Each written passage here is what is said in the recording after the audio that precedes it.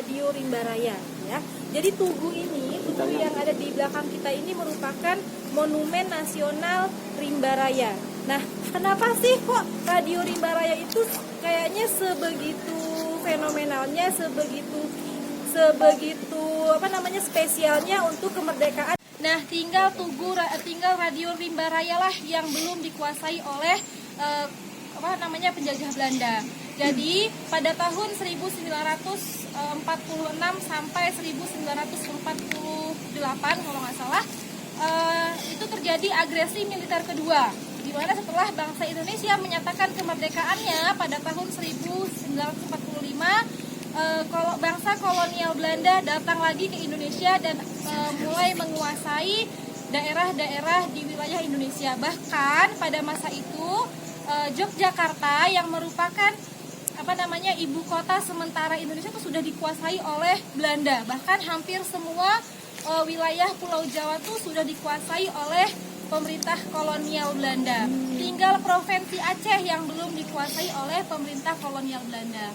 Nah, kemudian pada masa itu radio milik Belanda, mereka tuh sudah mengumumkan kepada dunia bahwa Indonesia sudah tidak ada, Indonesia sudah tenggelam, bangsa Indonesia sudah tidak ada. Nah, satu-satunya radio yang masih aktif menyerukan bahwa Indonesia masih ada adalah Radio Rimba Raya. Jadi dari Radio Rimba Raya ini disiarkan ke seluruh dunia bahwa bangsa Indonesia masih ada, bangsa Indonesia masih berdiri, bangsa Indonesia sudah merdeka. Nah, kalau Radio Rimba Raya tidak ada, mungkin hari ini kita belum merdeka. Kenapa? Karena waktu itu PBB belum mengesahkan Indonesia sebagai sebuah negara. Nah, untuk sejarah Radio Rimba Raya sendiri itu tidak mudah membawanya.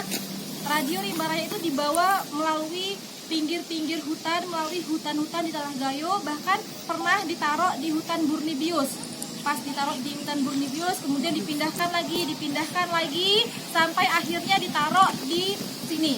Jadi pada masa itu, daerah Ronga-Ronga ini, daerah Rimba Raya ini merupakan hutan lebat.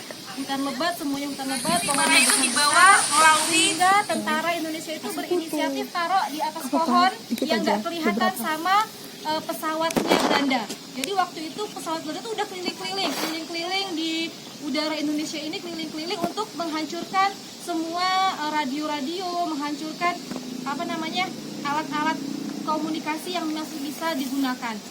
Tapi alhamdulillah berkat hutan lebatnya Tanah Gayo, Radio Rimba Raya bisa diselamatkan dan bisa menyiarkan kemerdekaan Indonesia ke seluruh negara Indonesia dan luar negeri juga.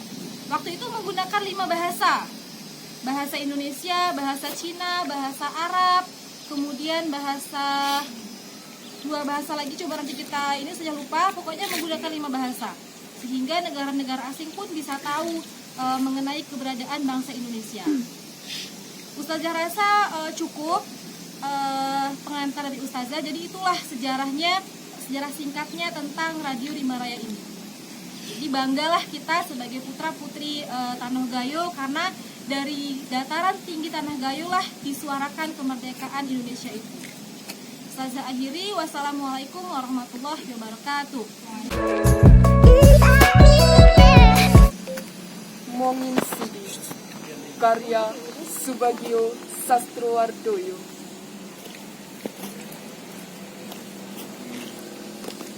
Aku adalah dia yang dibesarkan dengan dongeng di dada bunda. Aku adalah dia yang takut gerak bayang di malam gelap. Aku adalah dia yang meniru bapak mengisap pipa di dekat meja. Aku adalah dia yang mengangankan jadi seniman, melukis keindahan.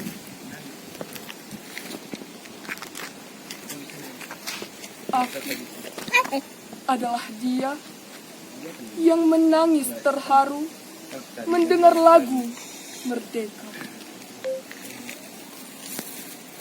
Aku adalah dia yang turut dengan barisan pemberontak ke garis pertempuran.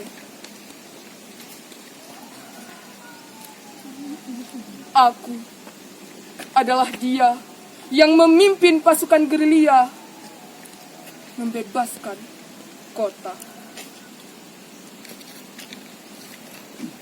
Aku adalah dia yang disanjung kawan sebagai pahlawan bangsa. Aku adalah dia yang terperangkap siasat musuh karena pengkhianatan. Aku adalah dia yang digiring sebagai hewan di muka regu eksekusi. Aku adalah dia yang berteriak merdeka sebelum ditembak mati. Aku adalah dia. Ingat, aku adalah dia. Terima kasih. Assalamualaikum warahmatullahi wabarakatuh. Ya, Masya Allah, tabarakallah ya. Sekali lagi kita beri tepuk tangannya. Now I'm sitting here. I would like to tell you about the Raden Ajeng Kartini.